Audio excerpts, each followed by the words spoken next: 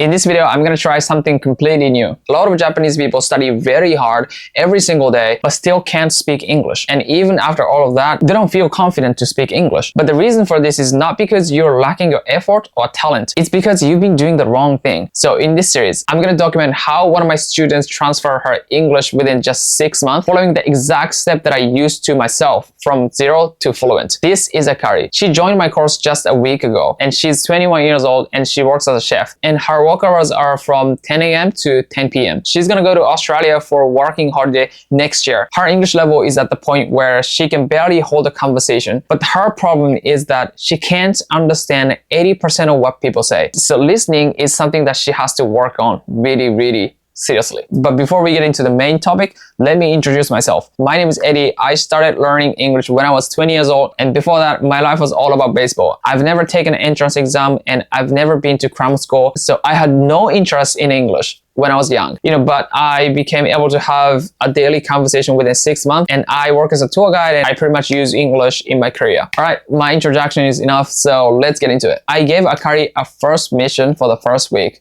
which is that coming up to strangers and speaking English. I know this sounds crazy, and she was very scared, but this mission will break her entire English learning journey. Let's take a look.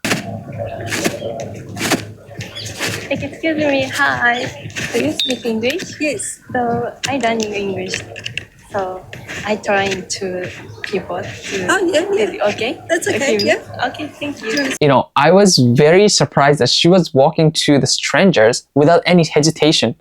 I didn't expect that at all. I was like, wow, she's brave, She nailed it. She completed our mission in minutes. What I want to tell you here is that most people avoid talking with strangers in English because they don't feel confident speaking English. And the most common thing that they say is that I don't feel confident. And once I became fluent, I can speak English to people. But that's a huge mistake. The truth is, no matter how hard you study, and once you get enough level of English skill, you never get confident. As long as you're waiting until your English is 100% perfect, you'll never speak because the day will never come. On top of that, many people confuse English ability with conversational ability. They believe that once you become fluent, your anxiety and fear will disappear. But English ability and conversational ability is totally different thing. If you want to be able to speak English in a short term, you have to embrace your cringe and weakness and imperfections. Like you have to move forward, because in real conversation, there are so many unpredictable things that you can't control. The atmosphere, the rhythm, the speed of the conversation, the chemistry between people, plus the way you communicate with the people in English is completely different from communicating in Japanese. And I spent so much time thinking about what it takes to speak English with confidence. And finally, I found it, even without strong English skill. And it's not something other YouTubers say. It all comes from my experience, and I'm gonna share them with you guys. Okay, so first one is, know how to carry yourself in English. Have you ever heard someone saying like, oh, when I speak English, my personality completely changed? And I do. 100%, and it should. I'm gonna tell you one story. Back in the day, when I was doing a homestay in America, my host mother said to me something that I'll never forget. She said, why do so many Japanese people bow so many times? It makes you look unsure of yourself, and you don't need to do that in America. That hit me hard, because in Japan, bowing is something that you show respect. That's a good thing to do when you talk to people. And here's the thing, Japanese culture and manners only work in Japan, not in America.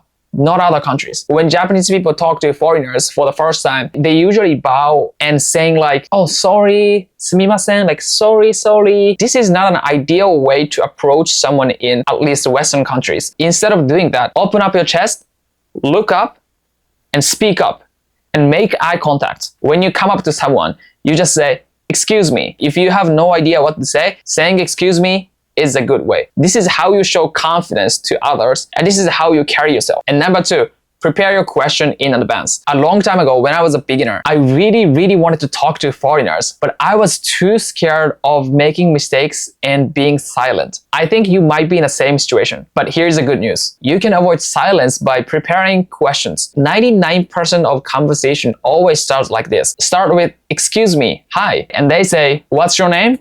My name is Eddie, and if you're an English learner, you can say, I'm learning English, so can we have a chat?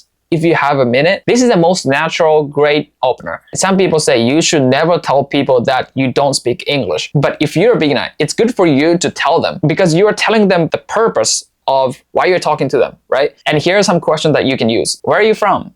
Where do you live? What do you do?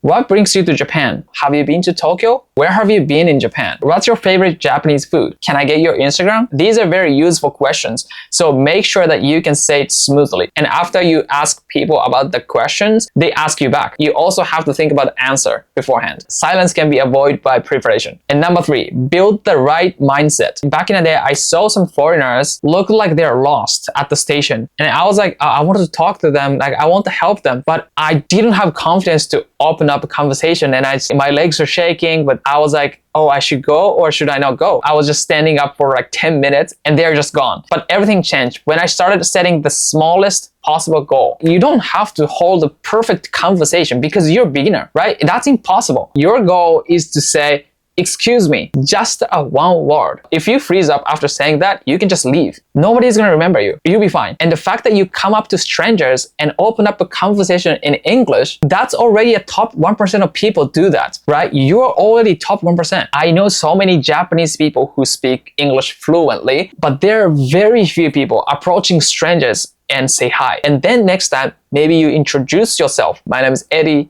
Hi, do you need any help? And maybe the next day, you can ask where they are from. And just to take a small step and you're gonna be great at it. As I explained, having strong English skill doesn't give you confidence. Speaking is not the result of studying. Speaking is the process of studying. Okay, so let's continue to this video.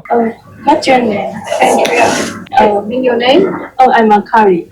Kari. Yeah. Nice to meet you. Nice to meet you too. So where? Australia. Australia? Yeah. Oh, Not cool. America. Australia. I'm gonna go to Australia. Oh, where? Yeah. Where are you going to? Like where in Australia? Maybe Cairns. Cairns. Okay, nice and Yeah. warm. Yeah. Beaches. Yeah. Yeah. So, This is Brendan. Hello. nice to meet you. What's Nice to your meet name? you. Brendan. Brendan. Yeah, Brendan. The old lady said, this is Brandon. But Akari didn't understand what she was saying. She asked the guy, like, what's your name? But this is Brandon means like, 彼の名前は Brandon です. So she didn't understand it. Yeah. I'm practicing. So it's difficult for me. Japanese is difficult. So we have to start how to English. Okay. I don't know how to start to study English. So important listening and speaking. Yep. It makes it easier. You know, that she can say some phrase. What are you doing? What's your name? Where are you from? So she can talk to people. She can open up a conversation. But it's hard for her to continue the conversation because she's lacking the grammar. She doesn't know how to build a sentence. This is a very common thing, but a lot of people think that if you master phrases, you can have a conversation. But that's true. That's kind of true. But it's the surface level. You can have a very shallow conversation with the phrases. But if you want to have deep conversation, you have to build a sentences because the deep conversation always comes to your experience and how you think, how you feel. That's the most difficult thing. So it's kind of a wrong mindset that just remembering phrases. We are going to the dog park. Oh yeah. Yeah, to see the dogs. The dogs just down there. Dogs. Oh, Dogs. really? Yeah. We miss our dog. Yeah. We have a dog at home in Australia. Yeah, this like she has no idea what they're saying. We go to see dogs. You know, there's a dog park over there. And the man said, we miss our dogs. But Akari didn't understand this. But this really happens, you know, if your listening is not good, this really happens. So you can't avoid it. It is what it is, kind of. What she needs to work on is listening and of course speaking and grammar. Like her pronunciation is very good. Like she has to work on some parts of pronunciation, but she's so far pretty good. I know she's a beginner. She just started learning English with me. I'm really looking forward to how her English is gonna transform in 6 months. All right, this is just the beginning of the journey. All right, that's it for today. If you're interested in this video, just give me a like and please subscribe. And if you want to be able to speak English from 3 months to 6 months, so I'm opening free private consulting so we can make 6 months of studying plan together. If you're interested, click the link below and add my coach line and message me so done. I'll get back to you and I'll set the meeting. Thank you so much for watching. I'll see you in the next video.